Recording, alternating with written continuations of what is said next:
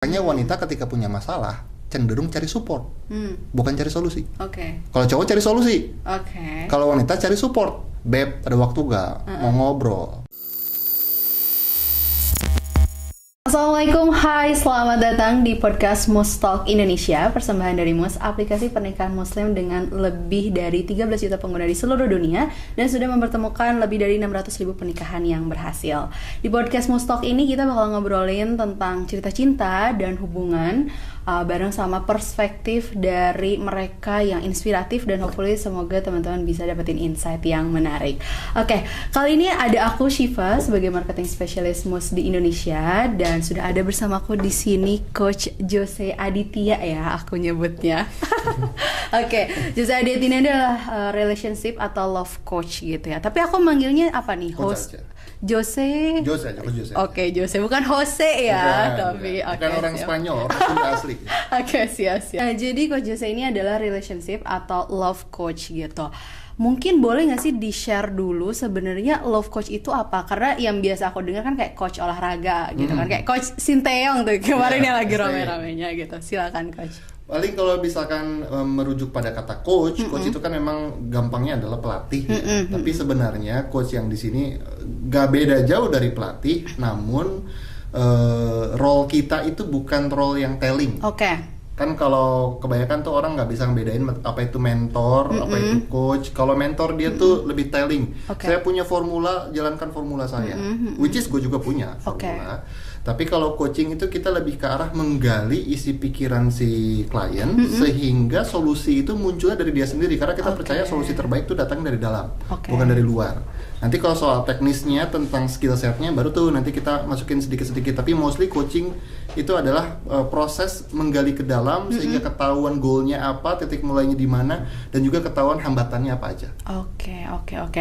Nah, ngomongin soal hambatan, berarti kan coach ini kayak ngasih perspektif khusus gitu nggak sih terkait dengan tantangan dalam hubungan atau gimana? Tergantung topiknya. Kalau lagi topik jadi coach enggak. Gimana tuh? Karena kalau jadi coach itu private kan sama klien. Tapi kalau aku lagi di Instagram, topikku bukan coach, topikku influencer. Baik. Atau topikku mentor. Nah, kalau di situ aku ngasih perspektif. Oke. Nah, berarti apakah ngasih perspektif? Ngasih perspektif yang menurutku tentu gue masih bisa salah ya. Gue masih bisa salah. Tapi menurutku itu sesuatu yang gue rangkum dari banyak sekali penelitian dan jurnal di luar sana yang menurutku itu sangat works buat kita. Oke. Ngomongin terkait dengan apa yang udah dialami sebelumnya gitu kan, dari penelitian atau bahkan mungkin orang-orang yang udah ngobrol langsung gitu sama coach saya sendiri. Biasanya hal isu apa sih yang common issue gitu yang dihadapi sama orang-orang dalam hubungan? Ada beberapa hal ya, tergantung gue ngobrol sama siapa. Kalau gue ngobrolnya mostly audiensku itu kebanyakan perempuan. Perempuan yang merasa dirinya alpha woman, yang merasa dirinya wanita karir, saya tidak butuh laki-laki, tapi kok sepi rasanya gitu ya. Kebanyakan tuh yang datang ke gue yang seperti itu. Kalau mereka sih permasalahan mereka adalah kesulitan cari pria tepat di mana. Mereka ngerasa pria tepat itu sudah langka, mereka ngerasa marriage is scary dan lain sebagainya. Tapi di sisi lain mereka merindukan kebahagiaan romansa. Jadi mereka conflicting. Itu kalau marketnya wanita. Kalau ngomongnya sama pasangan, biasanya adalah ketidakpahaman mereka terhadap cara pikir si pasangannya atau dirinya sendiri. Sehingga karena saling nggak ngerti, dia juga ngerti dirinya sendiri, berantem mulu. Mostly itu sih yang paling sering ku hadapin. Berarti kalau ngomongin terkait dengan yang pertama tuh, contohnya tadi yang independent woman gitu ya, struggling mereka ngehadapin terkait dengan isu hubungan ini. Nah, untuk hal itu biasanya apa sih yang bisa jadi solusi gitu? Apakah mereka harus menurunkan standar gitu kan, atau kayak menerima keadaan atau kayak gimana tuh? Kalau standar ya, wanita high value biasanya, wanita yang ngerasa dirinya high value, biasanya mereka punya standar yang tinggi. Betul. Yang which is gak apa-apa. Namun, kebanyakan orang di luar sana itu bikin standar gak jelas. dalam arti nggak ada basis datanya. Kebanyakan wanita zaman sekarang itu bikin standar berdasarkan kata teman-teman, kata papa, kata mama, kata TikTok ya apa gitu, standar TikTok kata gitu sosmed ya. Terus atau kata selebgram atau melihat sinetron dan drama Korea gitu. Baik. Mereka langsung bikin kriteria, kayaknya gue pengen calon laki yang kayak begini. Yang which is itu yang bikin mereka tersesat dan akhirnya mereka nggak ketemu. Padahal kalau menurut gue, kalau mau bikin kriteria yang benar ya, bikin kriteria yang benar itu tentu ini gue masih bisa salah. Gue melihat hidup kita ini sebagai project. Salah satu projectnya adalah rumah tangga. Rumah tangga pun sebuah project. Nah, yang namanya project pasti kan punya scope of work, punya SOW, punya job desk, punya responsibility-nya apa gitu. Nah, menurut gue bikin kriteria itu harusnya begitu. Tentuin dulu SOW-nya apa. Ini relationship itu SOW-nya apa. Scope of work-nya apa, job description-nya apa, responsibility-nya apa. Nanti dari situ kan kelihatan kualifikasinya apa kan. Butuh pendidikan yang seperti apa, usia seperti apa, terus juga nanti akan ketahuan dia butuh skill set seperti apa, attitude yang seperti apa. Baru tuh kalau udah ketemu kriterianya, baru fokus ke sana. Bukan cuma asal nyari. Kalau masalah standar itu bukan soal tinggi atau rendah sih, tapi tepat atau nggak tepat. Karena gue pun salah satu tim yang tidak setuju untuk wanita menurunkan standar. Karena ketika wanita menurunkan standar malah petaka terjadi biasanya. Karena kan ketika nurunin standar, boundaries diturunin ya. Biasanya itu tuh akibat dari standar saya tinggi, aduh kok gak nemu-nemu ya. Atau masang standar A salah, masang standar B ketemunya salah lagi, masang standar C salah lagi. Akhirnya mereka trauma, akhirnya udahlah ya, yang penting mah cowok, yang penting mah mau sama gua, langsung turunin standarnya. Ternyata ketika mereka nurunin standar, yang datang malah lebih ajaib. Ada yang narsistik, ada yang NPD ya. Ada juga mereka-mereka yang belum selesai secara emosional, ada trauma masa lalu, atau malah si laki-laki ini bukan nyari istri, tapi nyari ibu. Pengen diasuh. Dan akhirnya mereka tersiksa lah ya gara-gara itu. Nah, kalau misalkan nggak cuma wanita aja gitu ya, tapi juga wanita atau pria gitu, punya standar khusus untuk pasangan seperti apa.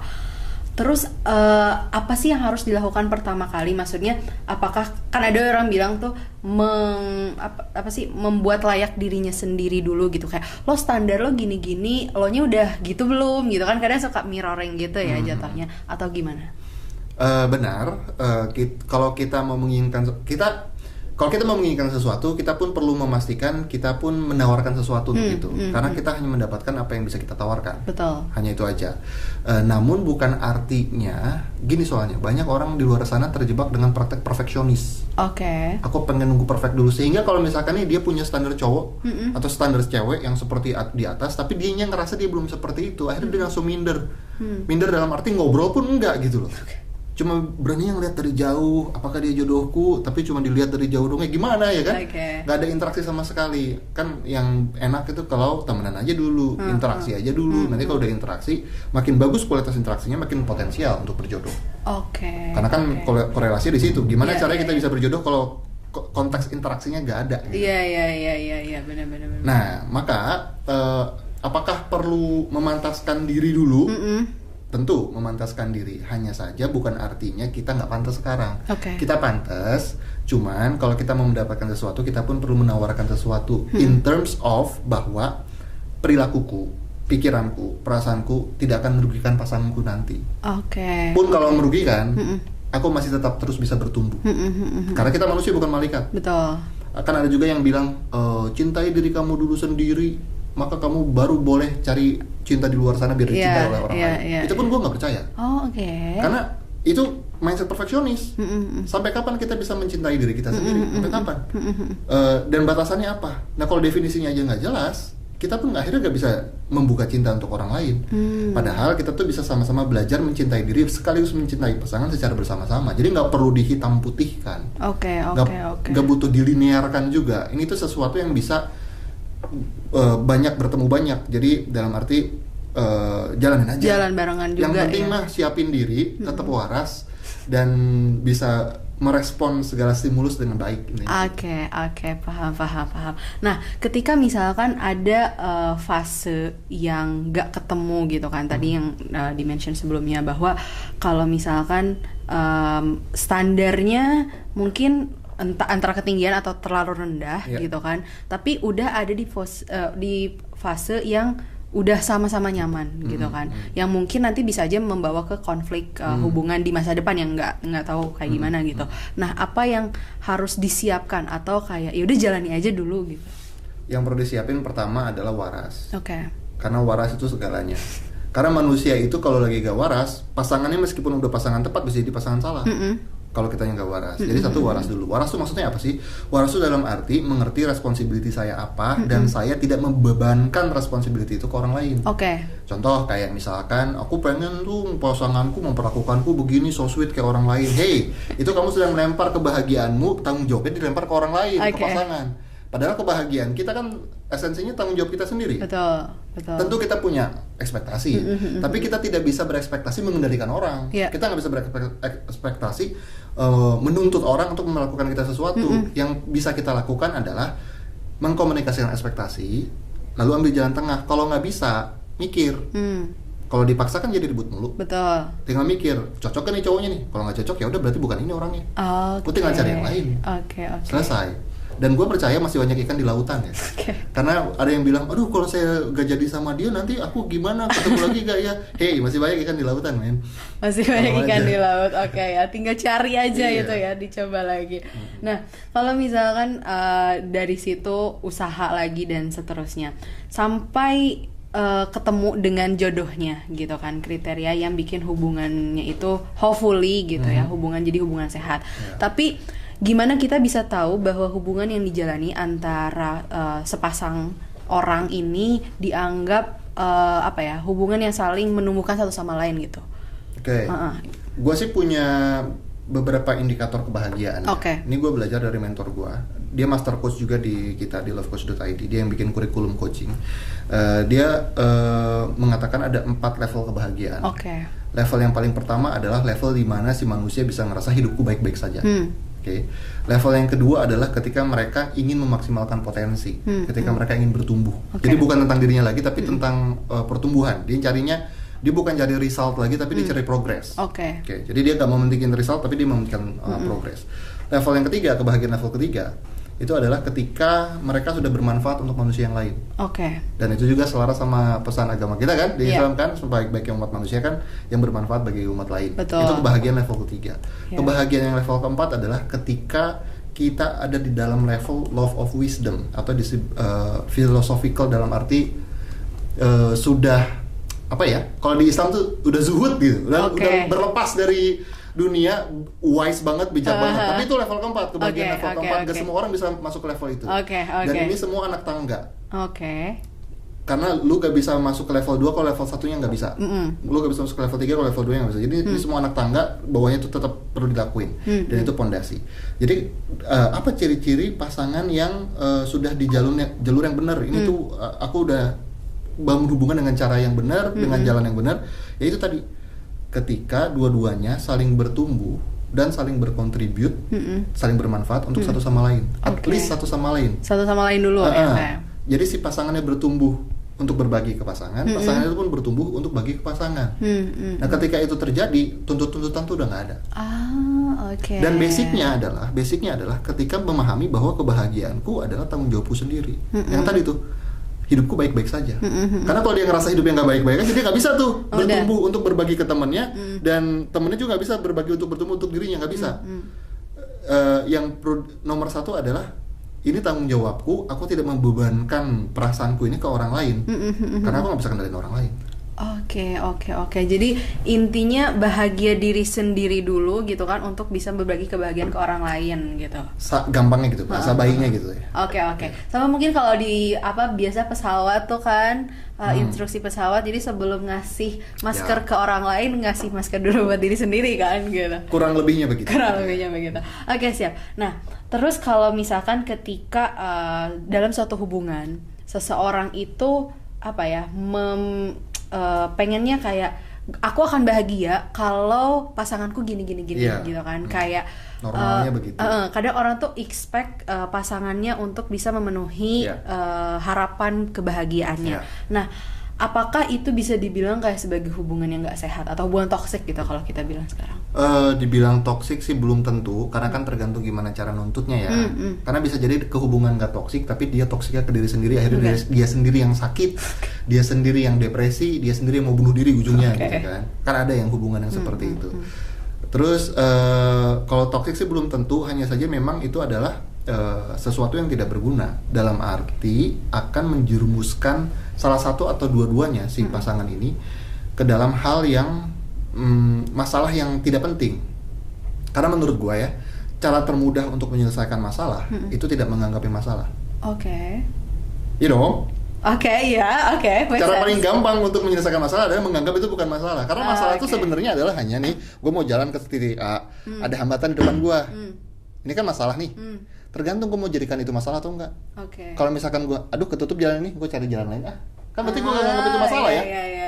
Tapi kan kebanyakan orang adalah, oh masalah gue gak bisa lewat, gimana? Dia cuma mempermasalahkan si masalah tanpa menghitung apakah masalah ini real atau enggak. Karena masalah menurut gue ada dua, ada pseudo problem, ada problem beneran, ada legit problem.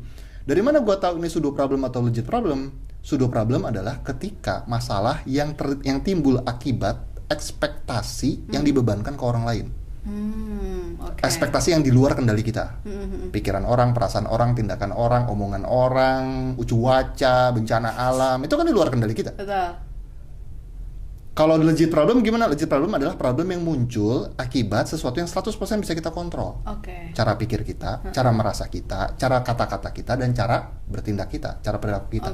Kalau 4 ini sudah kita kontrol, maka kalau memang ada problem, kita tinggal cek apa yang sudah kulakukan dan apa yang belum kulakukan dengan pikiranku, apa yang sudah kulakukan dan apa yang belum kulakukan dengan perasaanku. Itu semua digali, kita tahu nanti solusinya apa. Yang kedua, pseudo problem atau legit problem itu salah satu pembedanya adalah apakah ekspektasi ini realistis atau enggak. Karena kebanyakan orang itu punya pseudo problem karena ekspektasinya nggak realistis. Dia memang 100% in control, tapi nggak realistis. Contohnya gini, gue pengen ketemu pria tepat. Good. Pengen ketemu pria tepat, apa yang bisa dikendalikan? Berarti kan cara saya ngomong, cara saya bersosialisasi, networking, itu bisa saya kontrol. Tapi gak realistis, saya pengen ketemunya besok. Gimana tuh? Iya. Tapi gak mau saya punya besok, ya mati lah. Ya pasti ngerasa, kenapa Tuhan tidak cinta sama saya? Ya lu sendiri, kan? Nah, legit problem itu biasanya berhasil dari sesuatu yang realistis dan juga sesuatu yang dalam kendali. Ketika dua hal itu sudah dalam kendali dan masih ada problem, baru tanyain apa yang bisa ku improve. Sehingga tidak menyalahkan ke orang. Oh, gara-gara kamu saya merasakan ini, gara-gara kamu saya depresi kayak gini. Enggak lah, men. Karena yang bikin kita merasa itu karena sebuah ekspektasi atau sebuah pemaknaan. Karena pemaknaan dan ekspektasi itulah yang membuat kita merespon dengan cara tertentu, mempengaruhi kita merespon dengan cara tertentu. Maka kendalinya di kita, dan kita hanya bisa membahagiakan diri kita sendiri. Kita bisa membahagiakan orang lain, tapi kita tidak bisa menjamin action kita membahagiakan orang lain. Nah, terkait itu, kalau misalkan ada ekspektasi dan lain sebagainya, ketika antara perempuan atau laki-laki gitu ya, pria atau wanita, ada nggak sih perbedaan yang paling kontras gitu ketika mereka berada dalam suatu hubungan? Mungkin kalau case-nya adalah kebanyakan cewek nuntutnya ini itu, kedengerannya sebanyak itu ya kalau misalkan yang kita tahu di sosmed dan lain sebagainya. Tapi mungkin kalau buat cowok itu mereka bukan segan sih, lebih tepatnya ya, kalau misalkan nuntut ke cewek gitu. Mungkin ada yang nuntut secara tak itu fisik atau dan lain sebagainya. Tapi apa perbedaan paling kontras antara perempuan dan laki-laki ketika berada dalam hubungan? Perbedaan sebenarnya sih gini ya, perbedaan itu kan fitrah ya, dan itu segala sesuatu yang membuat society ini works. Society ini works karena ada perbedaan. Kalau semuanya sama ya gak jalan society-nya. Dan society terkecil kan keluarga, pasangan, betul. Suami, istri, atau kita dan pasangan. Perbedaan yang paling mencolok itu terjadi bukan karena otaknya berbeda. Otaknya sama. Kalau kita belajar neuroscience, otak pria dan otak wanita itu 99,9% sama. Terus apa yang membedakan? Hormon. Pria dominantly digerakin sama testosteron, wanita dominantly digerakin sama ada hormon-hormon wanita ya, progesteron dan lain sebagainya macamnya. Namun yang membedakan adalah definisi kebahagiaan antara dua orang ini. Gara-gara hormon yang bekerja berbeda, definisi kebahagiaannya pun berbeda. Bagi laki-laki mostly nggak semuanya, tapi mostly bagi laki-laki bahagia itu sama dengan sukses. Gue hanya bisa happy kalau gue sukses. Itulah tiga serangkai harta tahta wanita. Oke, baik. Sama Raisa gitu. Itu kalau laki-laki. Kalau perempuan, karena hormon yang membuat mereka bahagia itu yang bergerak bukan testosteron, meskipun wanita punya testosteron, tapi yang membuat wanita bahagia itu, ini correct me if I'm wrong ya, gue bukan biologist, gue bukan seorang dokter, namun yang gue tahu, wanita itu yang membuat mereka happy adalah oksitosin. Mereka sangat bergantung dengan oksitosin. Dimana oksitosin itu stress reliefnya perempuan, yang disebut dengan cuddle hormone atau love hormone, dimana mereka dapetin itu ketika mereka ngerasa disupport, ketika mereka ngobrol, ketika mereka dipijit, masas, salon, itu hormon-hormon yang mereka dapat tuh, oksitosin. Kalau laki-laki dapetnya dari testosteron. Tentu ada dopamin dan serotonin dan lain sebagainya macamnya ya. Tapi ini yang menggerakkannya dulu nih. Nah, sehingga yang jadi membedakan adalah ketika si cowok digerakkan oleh testosteron ini adalah hormon yang memerintah laki-laki untuk action, untuk do. Makanya cowok tuh kebanyakan melihat segala sesuatu sebagai sebuah project, dan juga cowok biasanya, meskipun tidak semuanya, biasanya itu sulit untuk multitasking. Dia single fokus. Dia bisa ngerjain banyak hal tapi satu-satu. Ini dulu. Kalau perempuan kan, wah, semuanya gitu ya. Semuanya dalam waktu yang sampai nyetrika, nyusuin anak, semua dilakuin gitu ya. Terus karena berbeda fokus, laki-laki sangat mementingkan testosteron, di mana testosteron itu berpengaruh bukan cuma soal sexual drive. Dia juga berpengaruh sama, bahkan ada penelitian dari Forbes ngeriset para CEO dan pebisnis yang paling sukses, itu mereka yang punya kadar testosteron paling optimal dan paling tinggi ketimbang orang-orang yang berikutnya. Berarti testosteron ini sangat di-linking dengan kesuksesan. Tanpa testosteron pria nggak function. Karena fungsi dari testosteron itu bukan cuma sexual drive, tapi juga ada creativity, critical thinking, problem solving, energi, mood, dan lain sebagainya macamnya. Nah, gara-gara ini dia mementingkan hasil. Jadi makanya ketika berhubungan dengan wanita, pria pun sangat penting bagi dia untuk merasa gue berhasil sebagai pasangan. Dia selalu menanyakan dirinya sendiri, dan dia mengukur dia berhasil atau enggak dari mana? Dari muka istrinya. Kalau istrinya cemberut, gitu, jutek, asem mukanya, dia, gue salah apa nih ya? Ini gue ngomong pria tepat ya, gue ngomong pria bener ya, bukan pria toksik, bukan pria yang tukang selingkuh, bukan ya. Gue ngomong ini pria tepat yang dia memang mencintai istrinya. Ketika ngeliat istrinya cemberut, dia bingung. Gue perlu ngelakuin apa lagi? Dan dia biasanya ketika bingung, bukan nyamperin istrinya. Apa tuh? Menyendiri. Menyendiri itu nyari solusi. Gue perlu ngapain ya? Gue perlu ngapain ya? Sampai mentok tuh dia nyendiri. Nah, kalau perempuan karena yang digerakin bukan sama testosteron, dia digerakin sama oksitosin. Oksitosin itu hanya bisa keluar, ke-trigger kalau ada obrolan. Makanya wanita ketika punya masalah cenderung cari support, bukan cari solusi. Kalau cowok cari solusi, kalau wanita cari support. Beb, ada waktu gak? Mau ngobrol? Aku maunya didengar doang, aku gak butuh solusi. Ya, butuhnya kan begitu-begitu ya. Ngobrol. Bahkan ke lakinya juga kan berharapnya kayak begitu. Nah, maka wanita bahagia ketika dia mendapat oksitosin, dan oksitosin itu di-trigger kalau wanita ngerasa disupport. Makanya kebanyakan wanita ngerasa dirinya berharga kalau dapat support.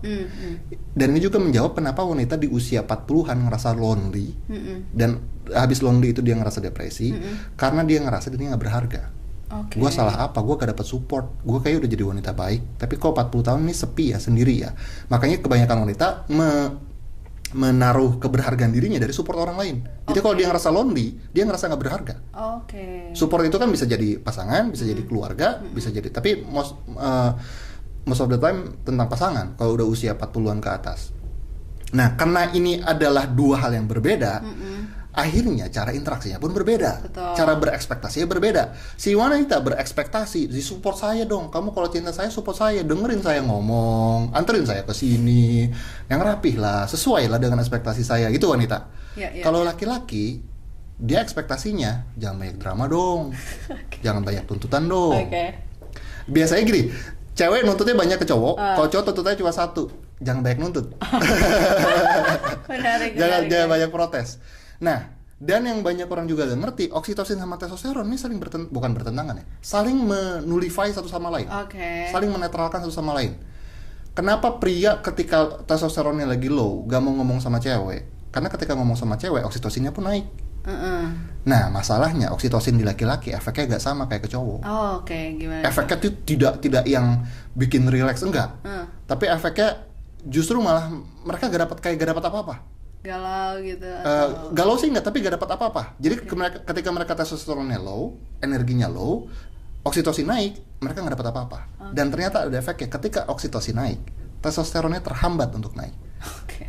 Jadi makanya kebanyakan pria kalau lagi ada masalah jauh-jauh dari cewek.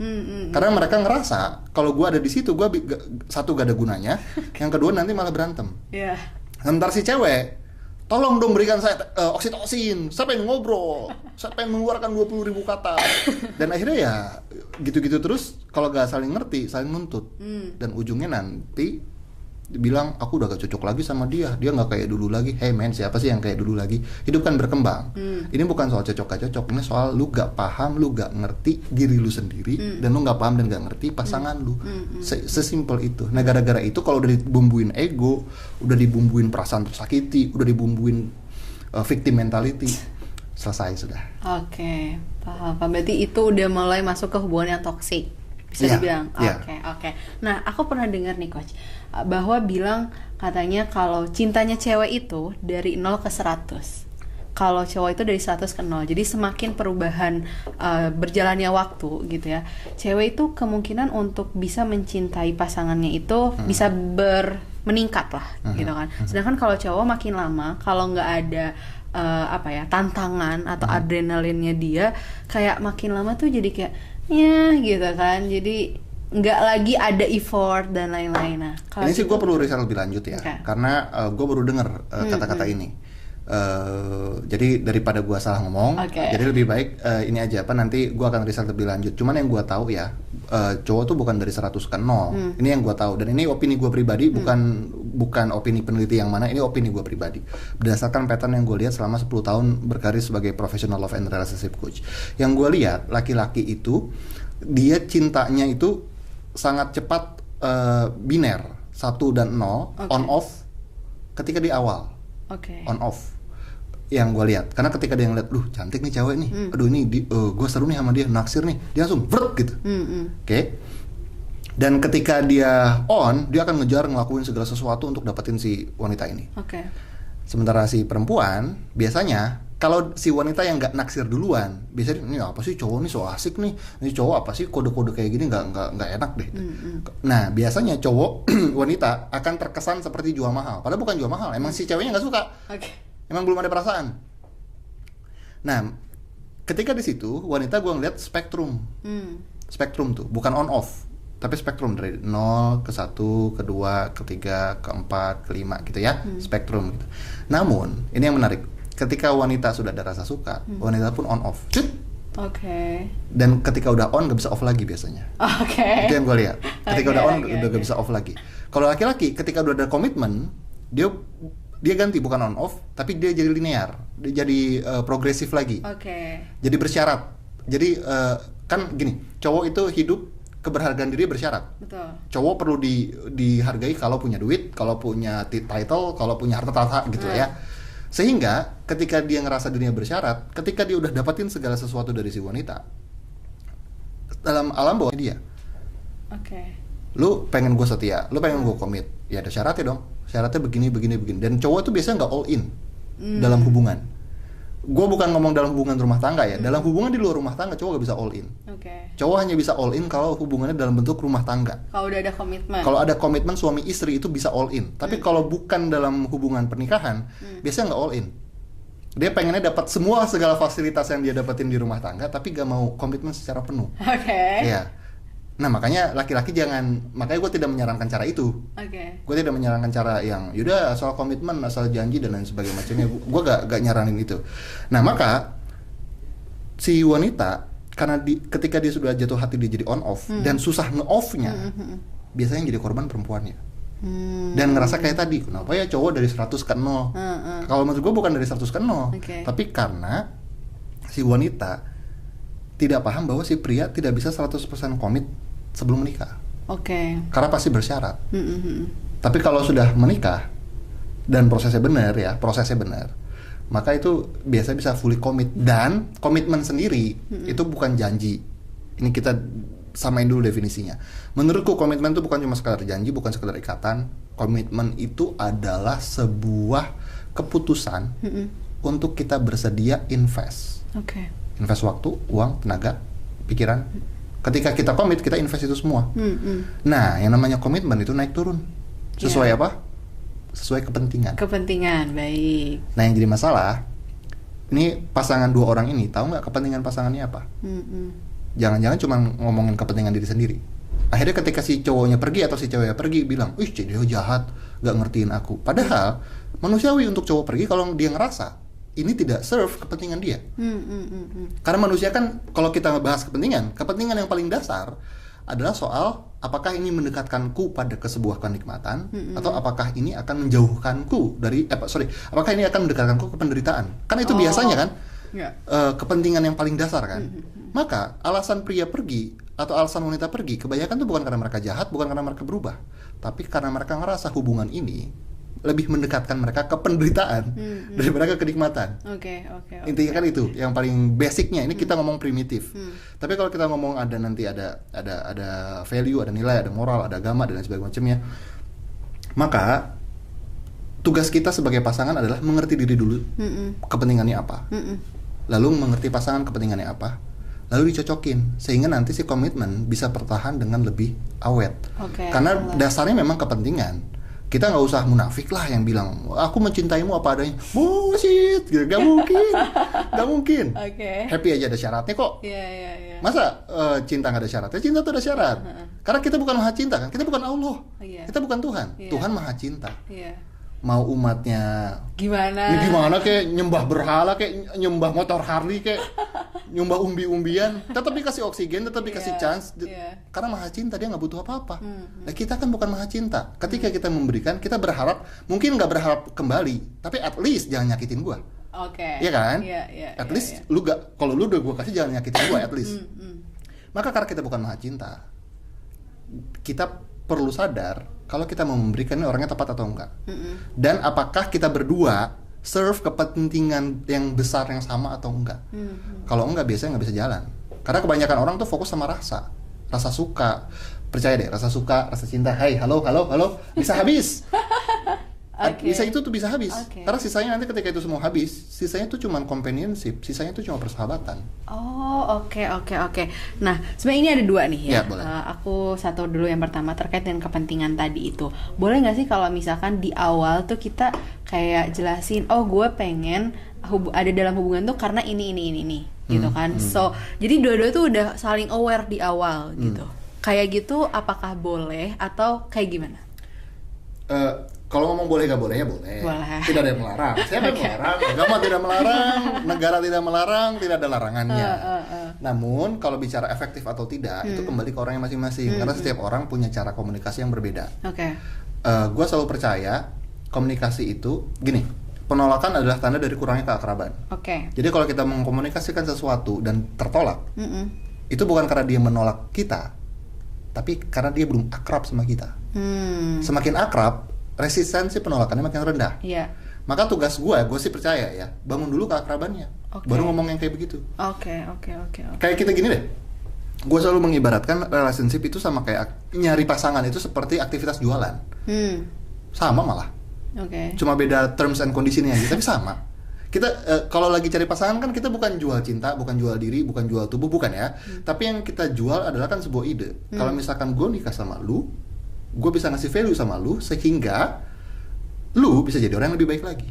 Dan gue harap kalau gue dengan nikah gue sama lu, gue butuh value yang ada di lu sehingga gue bisa jadi orang yang lebih baik lagi. Kan ide itu yang dijual kan. Nah karena kita jualan, maka kita perlu tahu proses jualan itu tidak bisa dipaksa-paksa. Beli dong nih, ini sejuta, nggak bisa kan? Tapi bangun keakraban dulu, ya dong. Habis itu dekat dulu secara emosional, gali dulu kebutuhannya apa. Kalau udah ada kebutuhannya, tinggal sama nih, kamu butuh itu, aku butuh ini. Makanya di situ gue percaya relationship adalah pertukaran value. Ada value yang ditukar.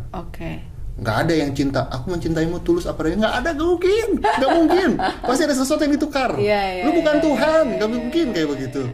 Ada sesuatu yang ditukar dulu. Ketika ada yang ditukar, akhirnya selama itu berguna bagi dua-duanya, mereka akan ngerasa hidup mereka lebih fulfilling ketimbang terjebak sama jargon-jargon. Ini lah gue keselnya ya, banyak orang di luar sana tuh ngomongin soal cinta tapi kagak ngerti yang mereka ngomongin itu bukan cinta. Apa tuh?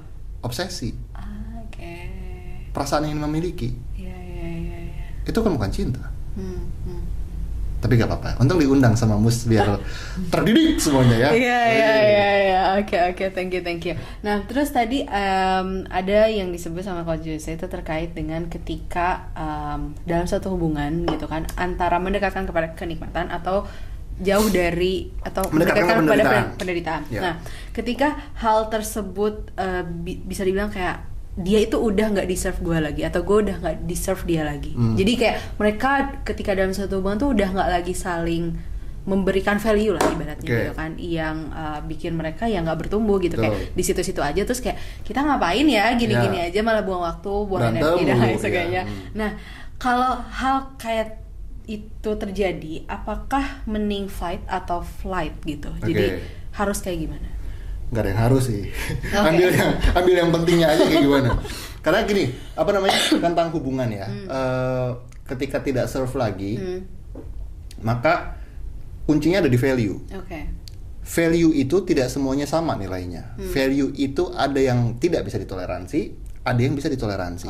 Nah, masalahnya banyak manusia nggak tahu apa ya value yang aku mau yang nggak bisa ditoleransi, mana yang bisa ditoleransi. Sehingga ketika urutannya nggak jelas, mereka conflicting, mereka saling berantem. Nah, maka yang pertama kali untuk bisa menilai apakah hubungan ini serve kepentingan yang lebih besar, kepentingan bersama atau enggak, urutin dulu value-nya. Si cowok juga punya value, urutin dulu value-nya. Ketika mereka udah sama-sama ngurutin, lihat seberapa jauh gap antara value-ku dan value dia. Nah, kebanyakan itu bisa jadi bukan cuma soal value, tapi juga soal cara mengkomunikasikan value atau cara terwujudnya value. Karena di balik value itu ada rules, ada peraturan, ada KPI untuk bisa value itu terwujud. Kayak misalkan gini, pasangan suami istri sama-sama punya value respect. Dua-duanya sama nih value-nya respect, cocok dong, jodoh dong. Tapi ternyata rulesnya beda. Buat si laki-laki, respect means gue bisa ngomong apapun dengan jujur sama lu. Kalau gue jujur, meskipun itu rasanya sakit, itu arti gue respect sama lu. Tapi kalau bagi istrinya means respect adalah orang yang tidak nyakitin hati saya. Meskipun sama-sama value-nya respect. Tapi beda ya. Beda, berantem tuh. Apalagi kalau misalkan si cowok bilang, saya ngerasa gak di respect kalau saya lagi ngomong, orangnya cabut.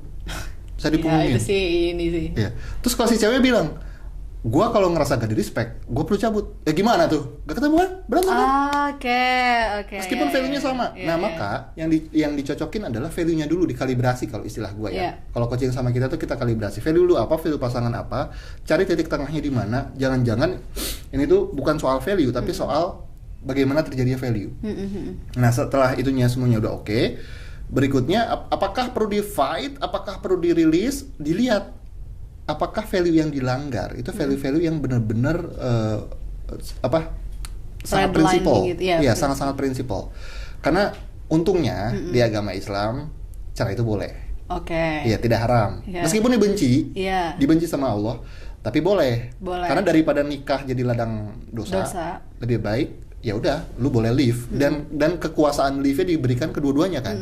Ke si wanita dikasih kekuasaan, ke si laki-laki juga dikasih kekuasaan.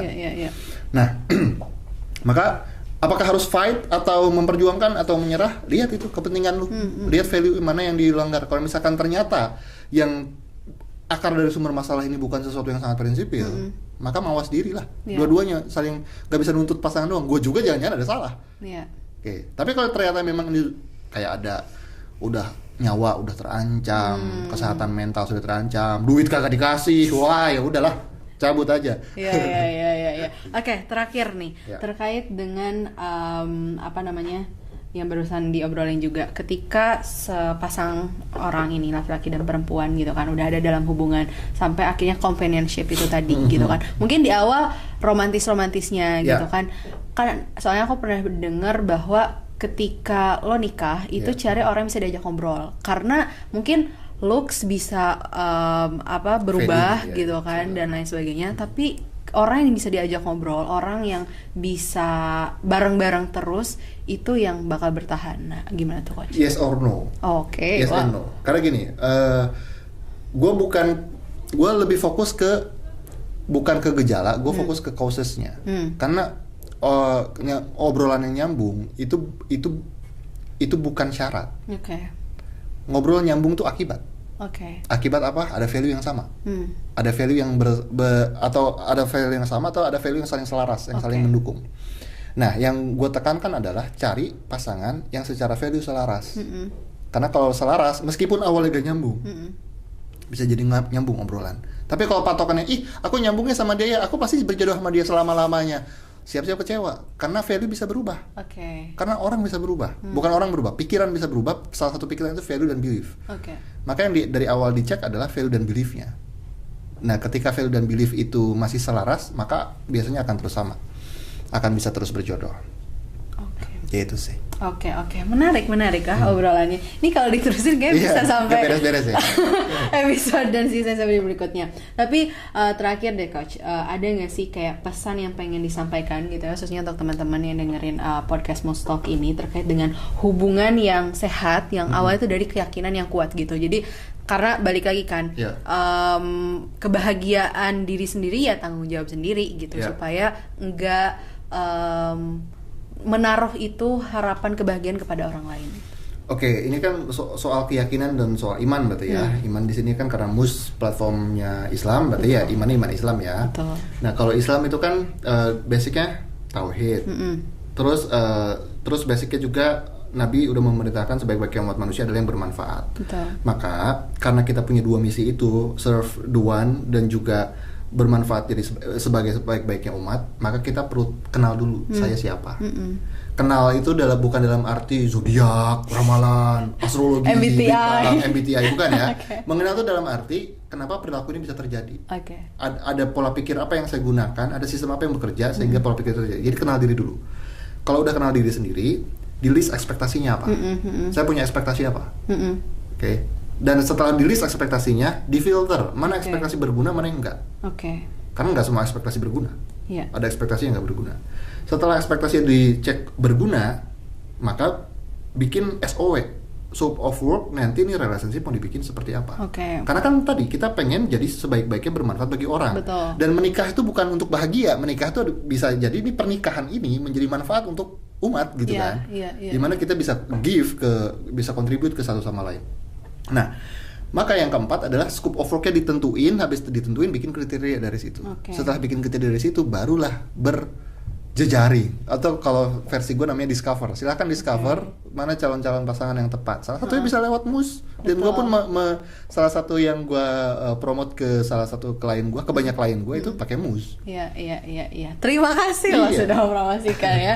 Jadi kalau misalkan teman-teman masih bingung gitu ya untuk cari kriterianya seperti apa dan lain sebagainya, memang di MUS sendiri ada kayak filter-filter gitu, misalkan kayak tingkat ibadah gitu, dari kebiasaan dan lain sebagainya. Oke, mungkin aku nge-recap juga dari apa yang udah kita obrolin tadi gitu kan, bahwa berarti ada 4 tingkatan gitu ya ketika seseorang level bahagia gitu kan. Pertama bahagia dari dirinya sendiri dulu gitu, terus berprogres bersama dengan orang-orang di sekitarnya.